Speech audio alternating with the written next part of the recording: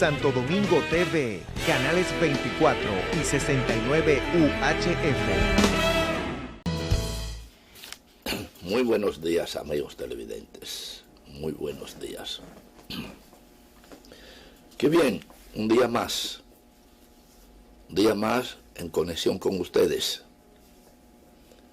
Gracias a los técnicos que cada día se esfuerzan para que usted y nosotros estemos en comunicación. Qué bien. En el día de hoy, pues, tenemos algunos comentarios que compartiremos con ustedes y sin duda alguna que nos colocan en cierta desventaja por el hecho de que las informaciones que uno quiere tener no llegan y uno quisiera que lleguen porque sabe que han estado, pero no llegan. Hay una situación que nosotros hoy queremos tratarla. Hoy estamos a un mes de cumplirse un año de gobierno de Luis Abinader y en cierta forma hemos logrado que se cumpla, que dijimos desde el primer día que 100 días no significaban nada para esa gracia que se le suele otorgar a los presidentes, que se ha instituido en 100 días. Pero siempre hemos dicho que Luis Abinader no podía aplicársele los 100 días como una opción de tránsito, porque las circunstancias en que asumió el poder lo colocaban en una situación que merecía por lo menos un año de observación, solidaridad, colaboración, etcétera. Y nos hemos mantenido pidiendo un mínimo de un año para que la oposición, los críticos, tengan en cuenta la situación por la que ha atravesado un gobierno jamás asumido por alguien en la historia dominicana, donde hayan coincidido tantas dificultades como fue la que le tocó al presidente Luis Abinader. Presidente Luis Abinader le tocaron varias cosas en coincidencia que no se deben pasar por alto cuando sensatez, juicio y valor hagan su encuentro para determinar cómo va realmente el gobierno de Luis Abinader. El gobierno de Luis Abinader en estos 11 meses indudablemente que ha tenido un peso más favorable que lo negativo. Ha tenido elementos negativos, pero no llegan a pesar más que los positivos, desde el punto de vista de la ejecutoria en el sistema en que vivimos. Si me preguntaran a mí, de acuerdo a mi filosofía muy personal, yo diría que no va bien, pero no Luis Abinader, sino el sistema. porque el presidente Luis Abinader, como el presidente Danilo Medina, Leonel Fernández y todo, fueron colocados en la administración de un sistema, y el sistema no permite que usted lo modifique.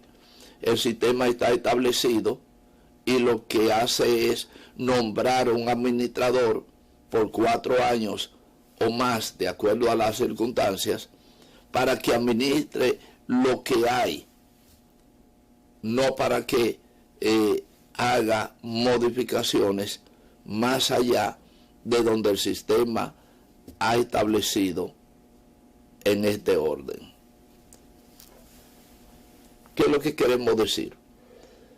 Tú puedes modificar como gobierno estilo, puedes modificar varias cosas administrativamente, pero el sistema no lo pueden modificar porque el sistema está basado en un orden constitucional, y el orden constitucional no puede ser modificado por el primer mandatario.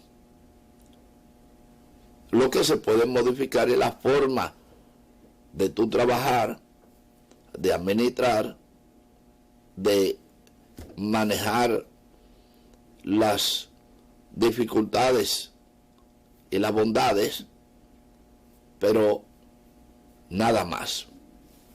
En otras palabras, el presidente de la República es un empleado del Estado, y como empleado del Estado debe rendir cuentas en el orden de su administración.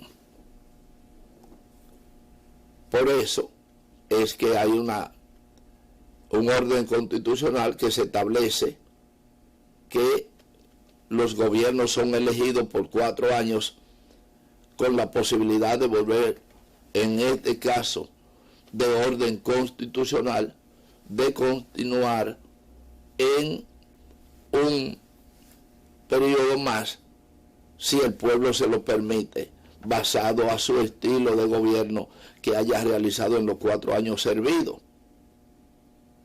Claro, ahí tiene un sinnúmero de situaciones que se dan por el tema de la reelección. El tema de la reelección ha sido azaroso durante la vida republicana, y comenzó, si se quiere, ya notoriamente, de manera trágica, con el gobierno de Horacio Vázquez. Horacio Vázquez, que quiso gobernar un poco más allá de donde se lo permitía la Constitución, terminó mal. Y terminó mal entregando el país en manos que no resultaron idóneas en el momento.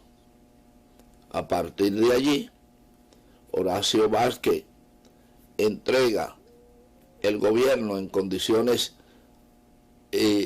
un poco anormales, y esa entrega le costó 30 años al país, a la República Dominicana, que en cierto modo, hablando con sinceridad, no sabemos si esos 30 años fueron 30 años de una transición de orden para la República, o fue una transición en desorden.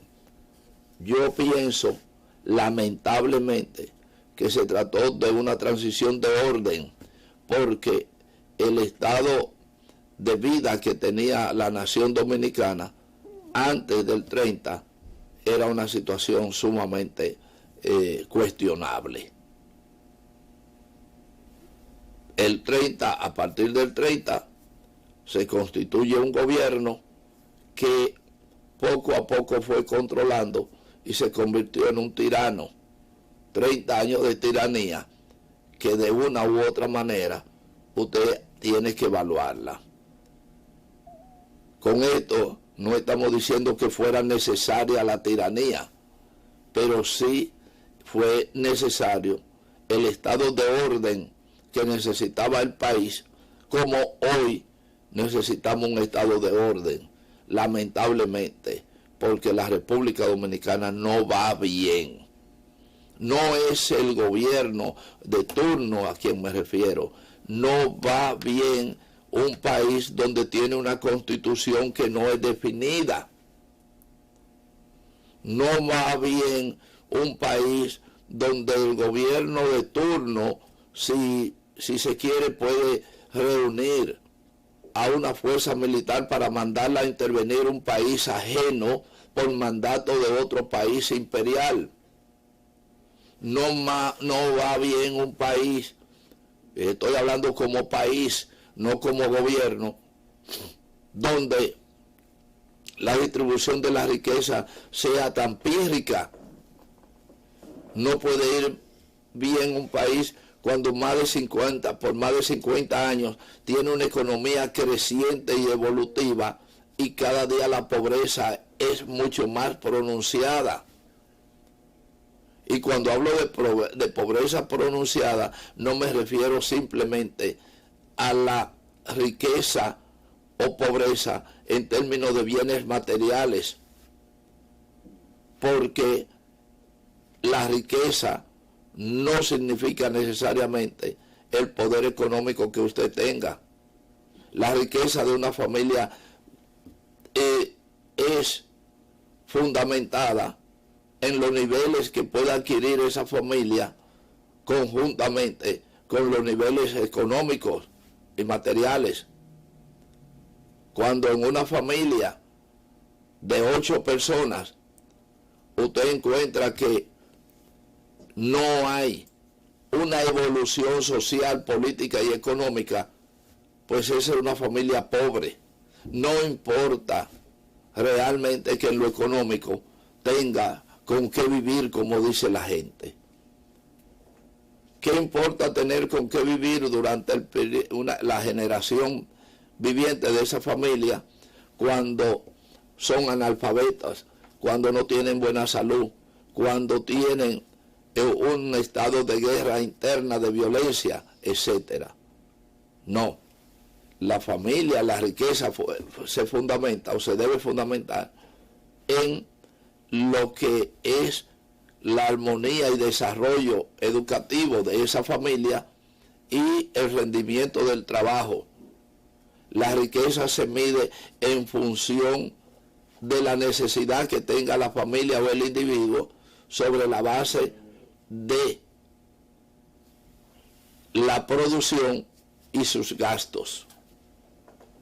Si una familia constituida por 8 personas, es decir, 6 hijos, mamá y papá, pues si esa familia tiene acceso a la educación desde el punto de vista formal y de hogar, entonces ahí tiene una condición importante para la riqueza.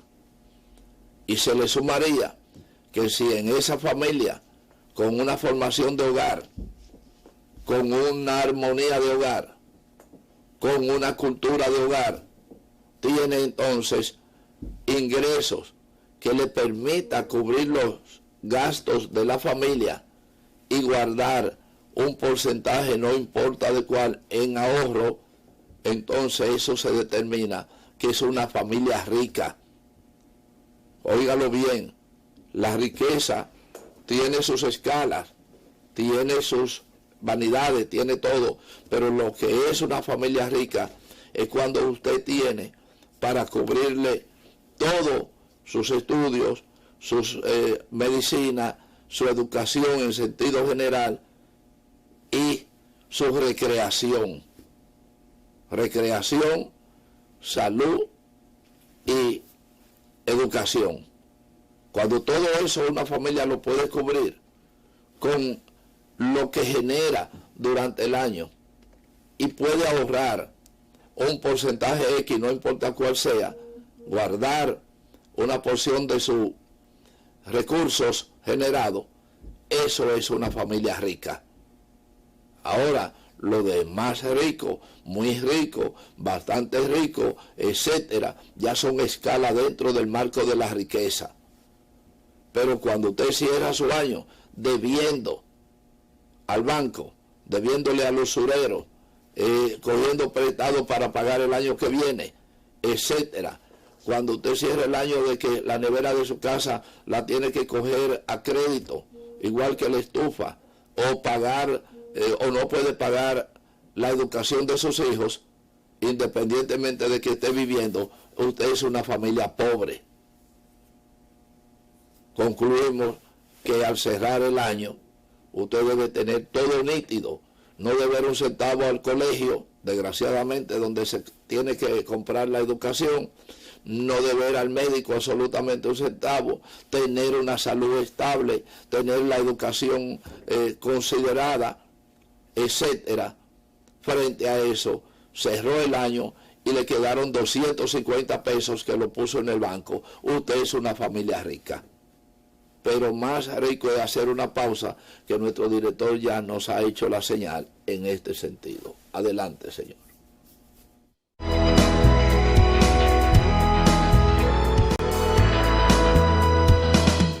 Señores, hay una situación de salud que capitaliza la opinión pública cuando se opina de la salud. Estamos hablando de el COVID-19. ¿Está enfermo? ¿Tiene el COVID? Sí, no. ¿Está mal? ¿Te sientes mal? Hazte la prueba del COVID.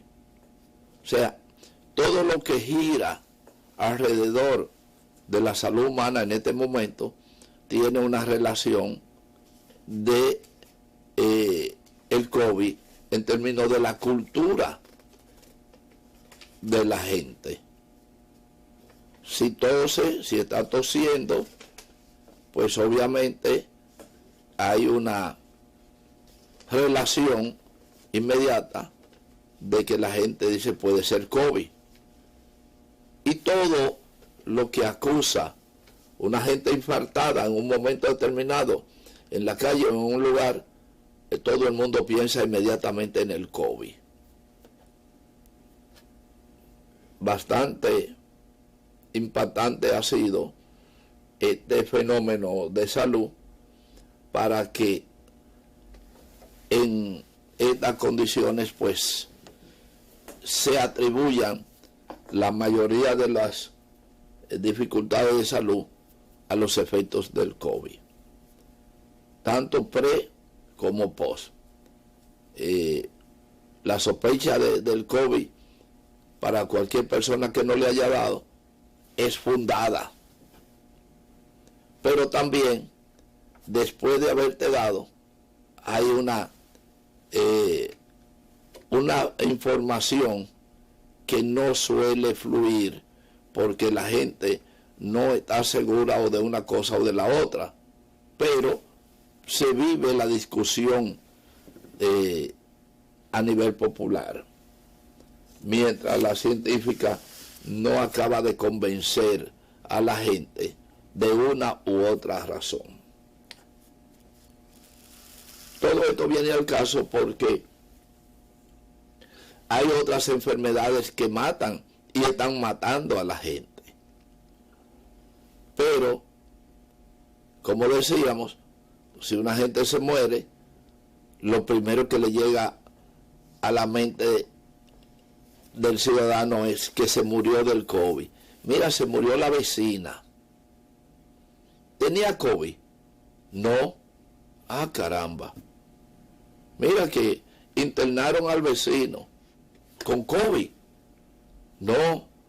Le dio un ataque. Sí, pero eso puede ser provocado por el COVID. No tiene que... No, eso debe ser el COVID. No hay forma hoy de que cualquier ataque de enfermedad, la sospecha no sea en primer orden del COVID. Sin embargo, más de una treintena de muertes que han ocurrido no son por el COVID. Y aunque se le atribuyan al COVID, hay registros donde el dengue ha estado matando gente y probablemente un dengue haya estado siendo, no es una afirmación, probablemente un dengue se haya estado tratando como COVID en algunos casos. Lo importante es que el dengue está matando gente, como siempre, pero antes se decía, bueno, le dio dengue. A lo mejor no era dengue nada, pero eran los patitos feos de la salud. Entonces, dengue, difteria, está matando gente y lo están matando en la sala del COVID. Por eso es que al COVID le atribuyen todo, ¿sabe? Pero se está muriendo gente de dengue, difteria y otras cosas más, como es en este caso el leptospirosis. Esos tres asesinos de la salud están haciendo su tiroteo en el medio de la situación y nadie lo está acusando. Nadie lo está acusando. Mira, murió alguien. Ajá, ¿y de qué? Nadie dice de dengue. Le dio un dengue y no se atendió bien. O, mira, a fulanita esta le dio difteria y se murió. ¿Cómo va a ser? Sí. Ah, mira, pero el señor tal murió de leptospirosis. ¿Cómo va a ser? Sí. Pero ¿cómo va a ser? Sí. Ah, pues yo pensé que murió del COVID. No. Entonces, hay otro puntito que se coloca en el sentido de las condiciones, que son los temas ya de las enfermedades catastróficas. Pero quería decir estas tres cosas: el dengue, difteria y leptospirosis andan juntos, patrullan juntos, se meten en los barrios juntos y golpean y se retiran. Después de golpear, chocan y se lo dejan al virus, al COVID. El COVID no protesta porque le están haciendo acusaciones falsas, pero no protesta porque al COVID le interesa que todo el bulto se lo carguen a él. Entonces, esa es una atención que debe tener las autoridades de salud, que se debe establecer bien clara la culpabilidad de uno y el otro e identificar al asesino. En este caso, identificar al COVID, matarte a estas personas, fuiste tú, y estas son las pruebas de que tú lo mataste. Pero el que se fue de leptospirosis, no fue el COVID el asesino, fue la leptospira. Eso fue lo que te llevó. Y en el otro caso, no, fue el dengue, y así sucesivamente. De esa manera queremos llamar, hablando con esta sencillez, pura y simplemente, no de un faculto, porque a lo mejor todo lo que hemos hablado aquí en torno a eso no tenga validez, porque no somos facultados sobre asuntos de salud, pero somos facultados sobre asuntos de sentido común. Y el sentido común también tiene su opinión, que es la que a través de nosotros pues se vierte. Por eso este programa se llama Sentido Común, porque cada día quiere establecer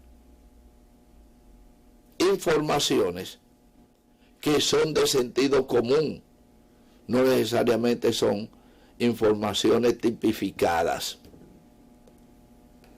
El sentido común cree que hay un número que no dice, como es sentido común, nunca dice hay tal porcentaje ni hay tal, a menos que no sea que lo esté leyendo o que lo esté manejando de una información fidedigna, de una información facultada.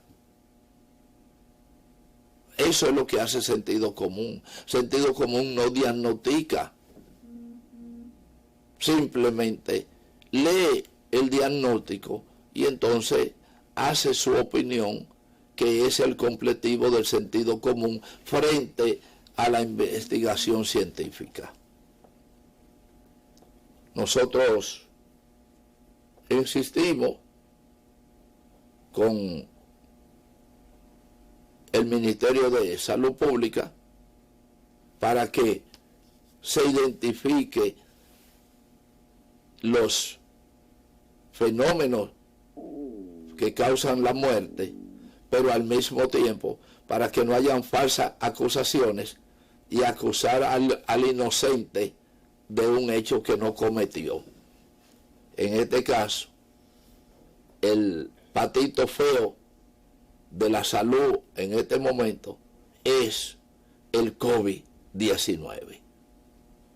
Así es que no porque sea feo vamos a acusarlo de todo. Vamos a tratar de culpar a quien culpa tiene. Y ahí lo dejamos, porque es una simple observación de derecho común la que hacemos.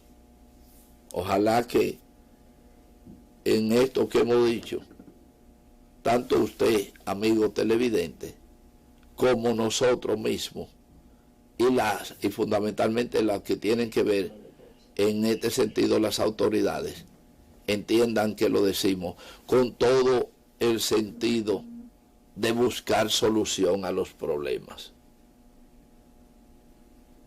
Nada más nos anima en este caso que no sea la búsqueda de solución para muchos problemas que pueden ser resueltos. Bien, señores, hay una información también de salud que nos preocupa. Ustedes ven, muchas veces ustedes dicen, pero ¿cuántos locos hay en la calle? Cuando se habla de cuántos locos hay en la calle, es que por donde quiera a usted le sale un loco. Pero para usted saber que está loco, o asociar que está loco, ese loco le tiene que salir en cuero por ahí, le tiene que salir todo con una fachada presentable, de manera desagradablemente presentable, tirando piedras, etcétera. Ese inmediatamente usted lo identifica, mira, ese es un loco. Pero hay una serie de locos que no son así. Hay una serie de locos que están vestidos con pantalones y camisas, zapatos y hasta bien vestidos. Y que conducen un automóvil de lujo y son locos. O sea que los locos no son simplemente identificables por el que anda en la calle demostrando un comportamiento extraño frente a la sociedad. Por ahí vi un loco que andaba con un papel de rollo sanitario sin ningún tipo de vestimenta, pero andaba con su papel de rollo sanitario, lo que significa que lo necesitaba en un momento determinado y lo usaba. ¿Y dónde lo usaba? En la calle. Ay, mira, ese es un loco. Ahora, ¿qué hacer con esos locos? No es tan fácil. Y es tan fácil bañar a un loco. Cualquiera dice, no, a ese loco no lo baña cualquiera. Pero la primera dama de la República está dispuesta a bañar locos y está preocupada por los locos, y parece que tienes un programa en torno a asistir a toda esa gente que de alguna manera demuestran que están locos. Lo que dudo es que ella realmente pueda asistir a todos los locos, ya como lo describimos, porque andan una serie de locos que no parece que están locos, y eso ella no puede saber cómo asistirlo. Pero a los locos que demuestran que están locos, o que aparentemente demuestran que están locos, a eso sí se le puede atender. Y la primera dama de la República, pues, asistirá en ese orden a lo que llamamos locos, que no son más que enfermos mentales. Ya cambia la situación, porque loco es cualquiera. Mira ese muchacho, pero ese está loco. Mira cómo está cruzando la calle. Miren, no sean locos. Pero ven acá, no cometa esa locura. ¿Cómo tú vas a pagar ese precio por ese disparate? Eso es una, tú solamente que estás loco. Entonces, el loquismo es un loquismo general. Es una moda. Muchacho, pero tú sí estás loco. O tú diste ese dinero por ese carro. Solo un loco como tú puede hacerlo.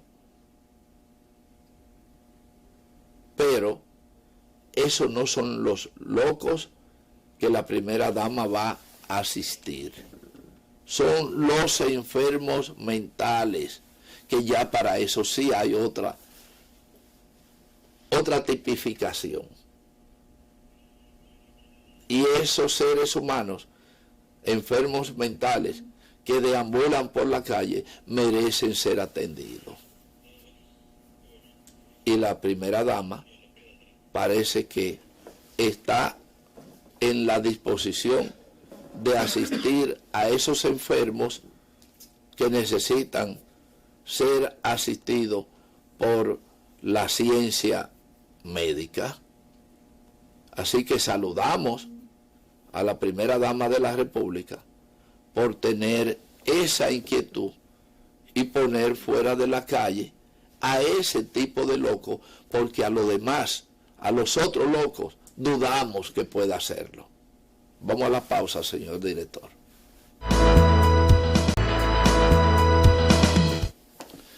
Bien, señores,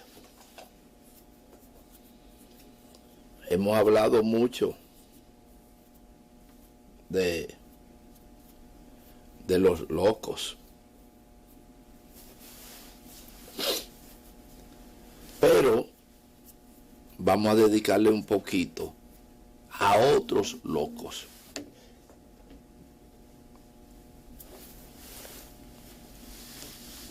los locos, lo que se hacen los locos, y se roban los bienes que administran o los bienes a los cuales tienen acceso. Esos no son enfermos mentales que requieren un servicio de salud.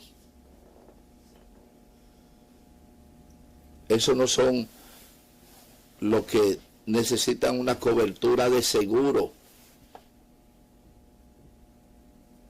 Eso loco no. Eso pueden hacer cobertura de seguro si fueran locos más conscientes. Y entonces podrían hacer mucho más cosas con sus locuras. Ese dinero, esos bienes que haciéndose loco concentran, también se pueden hacer los locos invirtiendo, decirlo así, en necesidades humanas. Pero para eso no están locos. Para llevarse el dinero del pueblo sí se hacen el loco. Y no es que están locos. Eso pasan por un especialista, por un loquero, sin arruga, para nada.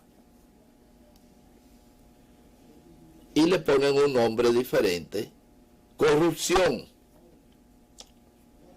La corrupción está esparcida por todas partes.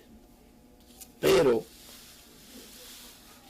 hay quienes la han capitalizado. En la época de la colonia, la propiedad inmobiliaria tenía una modalidad que consistía en usted estar acreditado por el Estado, en ese Estado, el Estado común, cuando se llamaban las tierras comuneras, que el Estado era el dueño de toda la tierra, representado en un caso cuando la colonia, que la tierra eran de la colonia. Entonces, los reyes de España podían concederle a una persona una cantidad de tierra y hasta la certificaban. Señor Marlon, le damos tanta caballería de tierra en tal lugar y tal lugar por los servicios prestados a la colonia. Era una forma de pago que se lo pagaban en tierra. Era ya un derecho de propiedad. Porque no será así, cualquiera entraba a cualquier lugar y hacía un conuco o ponía una granja en cualquier lugar de la tierra. Pero la tierra se va legalizando por orden de su majestad. Y así van adquiriendo tierra una cantidad de vivos y potentados.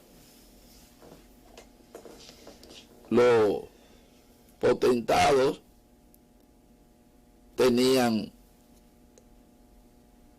una cantidad de tierra asignada que la cultivaban ellos y su familia, y hasta peones, labriegos, que le ayudaban a acumular la riqueza. De esa manera, fulano de tal es dueño de tal cantidad de tierra. La trabajaba, la tenía de pastoreo de ganado, etc. Ese era un hombre rico, aunque no producía, tenía mucha tierra. Con ese sistema se convivió mucho tiempo. Incluso se respetaba la propiedad. Bastaba que usted la acercara Punto. Ahora usted la puede cercar y tener todos los títulos necesarios. Y es otra cosa. Pero en aquella época, las tierras comuneras se hacían dueños de ellas por mandato, donde intervenían incluso las autoridades.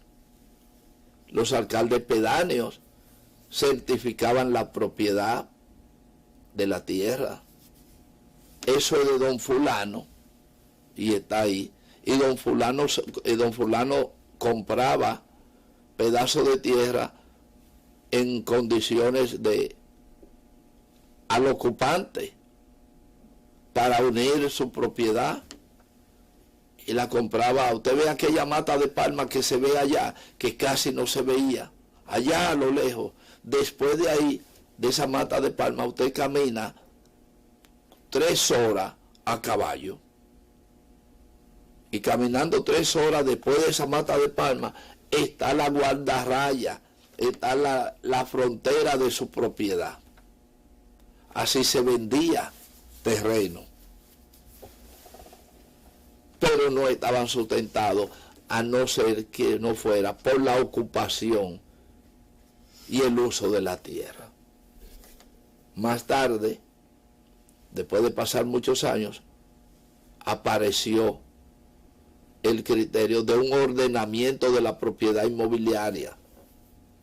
Ese ordenamiento lo traen los americanos, como dicen, con el sistema Torrens, un sistema de medición y legalización de la propiedad. Ahí viene que entonces Marlon, que tenía una enorme cantidad de tierra, no podía, porque no tenía ni un chele, solo dueño de esa tierra, pero a la hora de legalizar esa tierra para hacerla auténticamente bajo título, bajo el sistema Torrens, Marlon no tenía el dinero para pagar los impuestos que le exigía, y para hacer esos trámites tenía que tener un agrimensor que le medía exactamente la cantidad de tierra que poseía. Ocurría entonces que aparecieron unos agrimensores de aquella época, incluyendo un italiano, que medían los terrenos, pero como Marlon no tenía con qué pagarle a ese agrimensor medía el terreno y le decía, bueno, yo te voy a medir el terreno a cambio de una porción que tú me debes dar. Entonces ahí entra lo que se llama el pago por especie, o que se llama dación de pago. Yo te doy una cantidad de terreno por el trabajo que tú me haces. Así se hizo dueño legalmente una cantidad de gente que tenía recursos para medir terrenos ocupados por otros, vecinos o no, y entonces, bajo esa circunstancia, pagaban los impuestos que le exigían y ya tenía una propiedad bajo un título que se comprometía como propiedad privada. Como propiedad privada de uso legal. Eso se dio mucho en la época de Trujillo.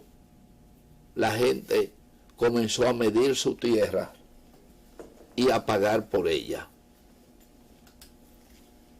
De esa forma evoluciona el régimen de la tenencia de tierra. Pero ¿qué ocurre? Que se crearon una serie de coroneles, como se dice en Brasil, y con una enorme cantidad de tierra, incluso legal, que no podían trabajarla porque era demasiado y no había tecnología para trabajar. Apenas con algún arado y una yunta de bueyes trabajaban en un pedacito de la cantidad de tierra que poseían. Entonces viene otra etapa, y es la etapa de, en la época de Trujillo, se obligaba al labriego tener 10 tareas de cultivo en algún lugar para no entrar en la tipificación de vago.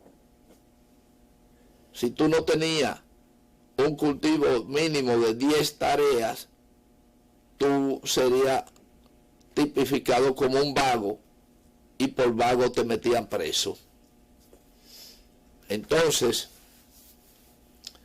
mucha gente, a los vecinos o a tierras que estaban ocupadas, le propusieron sencillamente mensurarla, es decir, medirla y pagar los impuestos para que no la perdieran, para que el Estado no se quedara con ella.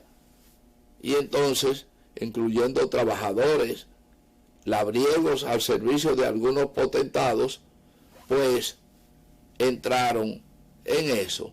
Y esos potentados midieron y pagaron los impuestos. Y aunque la tierra seguía en uso siendo del peón, porque la trabajaba y producía, en los títulos de esa propiedad quedaba asentado que el dueño era fulano de tal y no Marlon, que estaba cosechando, que estaba trabajando la tierra. A posteriores, Marlon se iba de este mundo y entonces los hijos de Marlon querían reclamar la tierra que le conocieron a su papá como cultivo, pero aparecía el potestado y decía: mira los títulos de que esta tierra son mías. De esa forma, mucha gente fue despojada literalmente de la propiedad de la tierra y legalizada por los que de una u otra forma habían pagado la titulación. Ante eso, obviamente usted debe entender que era un desorden la política de la tenencia de tierra, y luego se ha ido tratando de resolver el problema, que lo resolvían a través de un sistema, pero hoy en día el desorden es peor, porque usted puede tener un título de una propiedad, usted tiene el título, pero no la propiedad. Es decir, la propiedad está ocupada, o ha nacido un pueblo, o hay una obra, usted tiene el título de esa localización, pero la propiedad la tiene otro, incluyendo el Estado, porque no se sorprenda si le decimos que el gobierno dominicano no tiene el título del Palacio de Gobierno. Ya con eso le decimos todo, y le decimos al mismo tiempo también de que ha sido tiempo agotado esta mañana por sentido común, y que será hasta el lunes cuando estaremos de nuevo con ustedes en otra entrega de sentido común. Hasta entonces.